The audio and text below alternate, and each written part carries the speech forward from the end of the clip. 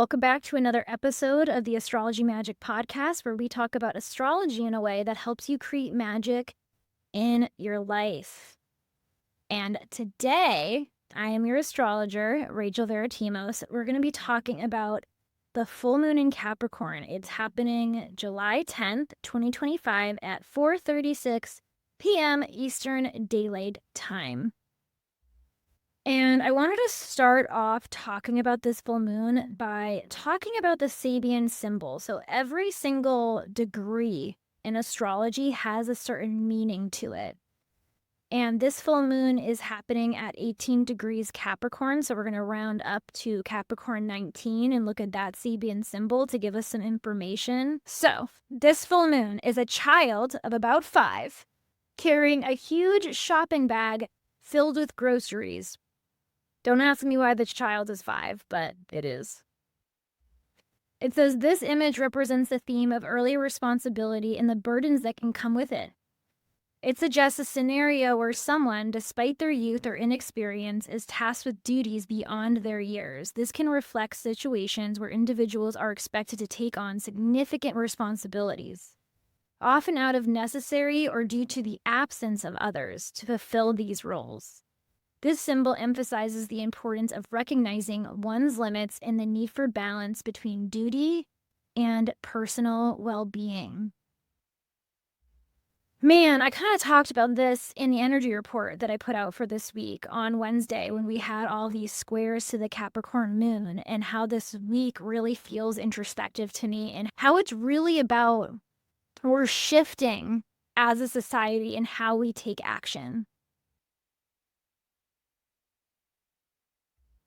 We're shifting in how we go about our day-to-day, how we're of service, just like, it's like everything in the day-to-day is shifting, basically. That's why Virgo is on the South Node. The South Node is what we're shedding, and Virgo represents our day-to-day. And also Aries, Saturn is in Aries, but in the weekly energy report that I did, I talked about the difference between discipline and devotion. We have been a very disciplined society. And I believe we've gotten here because of, we'll call it the patriarchy. We used to have a matriarchy back in the day. Now we swung to the other extreme, the patriarchy. Because we've leaned so deep into this masculine energy, we've gone to the wounded masculine, and we've gotten detached from our hearts, from our soul. That's what Cancer and the moon really represent, is it's deeper than just our ancestry and our past and our emotional well-being. Cancer is our soul. The moon in your birth chart is your soul. We have lost soul because we've been so obsessed with more, with creating excess, with being disciplined about creating excess. You know, people work at a 9-to-5 job that they're miserable at their whole life, all for the promise of having excessive money at the end of their life and doing nothing. So they stay disciplined their whole life and waste their whole life away, only to build an excess of money so they can feel fake safe and have fake freedom when they're older. Because who's going to be living life to the same extent in your 70s and 80s as you would have in your 30s and 20s? Please make it make sense. Basically, what's being illuminated is all this shadow stuff. As a collective, as a society we've created, the shadow is the excess. We had the Industrial Revolution. It was great, but it led to excess. And now we're trying to keep up with that excess, and we think that chasing that excess is going to give us this security, but it's a false sense of security. And it's why people are very miserable, because they're disciplined. Discipline is when we go after goals and build structures without heart, without soul. Devotion, that is when we merge the Cancer and Capricorn energy. That is the key to not being burnt out. Discipline is the path to burnout. So this full moon feels like a shedding of coming into devotion for something in your life, because devotion is not excessive. Devotion is aligned with the soul, and the soul is simple. And the way I describe devotion on my energy report for this week is I talked about my partner, Ryan, and how I love him. And even if I was busy, I would make time to do something for him that he needed if he really needed it because I love him. I'm devoted to him. Versus, let's say I'm a chronic people pleaser and I find my safety from people pleasing and I feel responsible to fucking everyone and their mother. Like, anyone asks me for a favor, I'll do it. Fuck me, right? Fuck my life. I'm gonna overextend myself because I think I need to be responsible to all these people in order to feel safe. That would be discipline in relationship versus devotion in the relationship that really matters with my heart.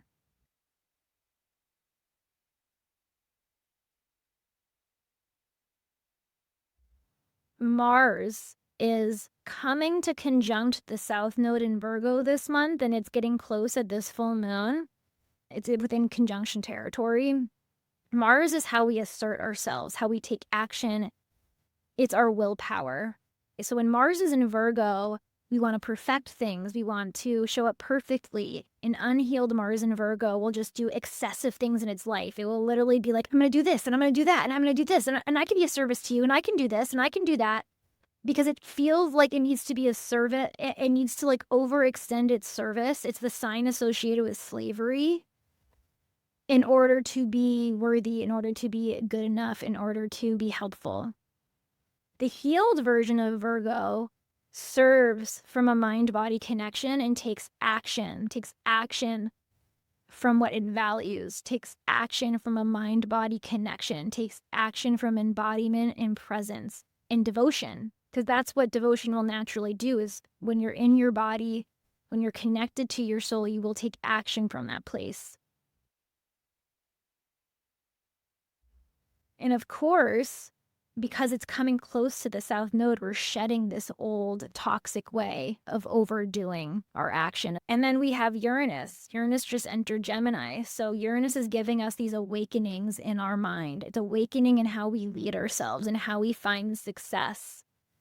And Uranus at this full moon is with Venus. And so Venus is what we value. It's our relationships, it's money, self-worth. When Uranus is with Venus, part of this awakening we could be getting at this full moon that's helping you tap into you and this new life you're building for you is going to come with you really aligning with your values and thinking about your values and the things that are really in your heart and leading with your values, leading with your self-worth. And so really, there's so many different things that's going on at this full moon that are asking you to not only simplify your life, but to look at your life from a higher perspective, to look at yourself from a higher perspective, and almost like, how much can I surrender? How deeply can I surrender into my heart, into my body, into my presence? How deeply can I dream up this new version of myself that I'm dreaming up and cut off anything that's not me? I have to feel for it. It's a feeling, talking in logical words, but it's a feeling. It's not going to come mentally. So maybe that's a practice I'll invite for this full moon. But really do what resonates with you. Uranus is in Gemini now. This is not a time to just listen to teachers and take them at face value. This is a time to tap into your own sovereignty and your own way of thinking and what feels right for you. So do this if it aligns with you. But if everything I'm saying just feels like bullshit and you don't want to listen to me, we're really in a time when no one's your authority. You're your authority. So what I would do is I would get really present in my body and I would make a list of the things that I have going on in my life, and I would sit with each thing and see whether my body expands or contracts around it. I recently did this where I've been using Kajabi for such a long time, and I don't even use it for the things that I pay money. Like, I don't collect money through Kajabi. I collect money through Square and Calendly. And I was only using Kajabi for landing pages and my email lists. I was paying $200 a month, and I was just doing it because everyone else was doing it. But it was this excessive payment I was making. And I'm on Substack now, and I'm loving Substack. I haven't found a platform that I have felt more aligned with than Substack. And I can host my email list for free on there. I can host my podcast for free, so now I don't have to pay my podcasting platform. And I feel the best on Substack. I simplified. I have one place to look. Everything's on there. And not only do I not pay for it, but I get paid by people who become a paid subscriber, and I have gotten paid. I've gotten paid subscribers. So I let go of Kajabi because I'm spending all this money. What? Because society, a lot of people who have businesses have Kajabi, and that's the only reason I kept it.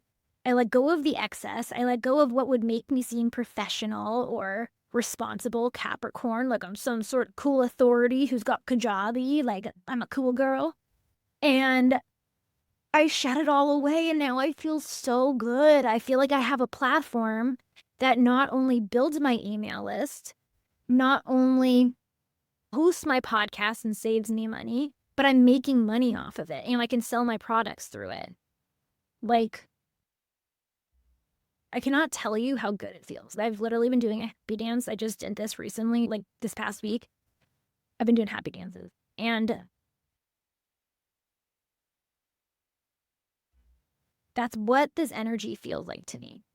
I got there because Kajabi didn't feel good. There's something about it that felt like this weight. It felt like an expectation. It felt like... I felt just contraction is the best way I could put it. But I felt expansion on Substack. And that's a way that I help a lot of people, a lot of my clients, figure out what's right for them is what feels expansive in your body and what feels contracting. And it might not make logical sense. You might only know, I have to get rid of all of these things that don't feel good, and I don't even know what feels good. That's fine. There's a surrender aspect. I mean, throughout the whole year, the whole next year and a half even maybe, because the North Node's in Pisces, the more we move towards the unknown, the more we move towards this surrender energy, and we shake off thinking we need things, but we just truly follow what feels right. It's not so much thinking, it's feeling. And we take one foot in front of the other like we're walking through a very foggy fog. That's how you can look at this. So it might feel scary to let go of a lot of things that you told yourself you needed to do to be responsible, to reach the goal, to be an authority. But that's a part of what this full moon is asking for many people.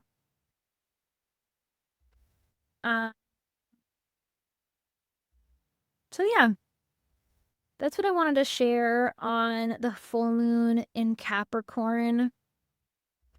It's a karmic ending to over responsibility and an ask to come into devotion in your life. And if you don't know what that is, that's okay. It's one foot in front of the other. I have a ChatGPT prompt for my paid subscribers. All you have to do is click the article down in the show notes of this podcast below. It will take you to an article that talks about everything I talked about in this full moon. And then at the bottom, my paid subscribers can get access to a ChatGPT prompt. You just fill in your rising sign and you'll get a whole reading for this full moon, specifically based on you and your rising sign. Okay, I will see you on the next episode.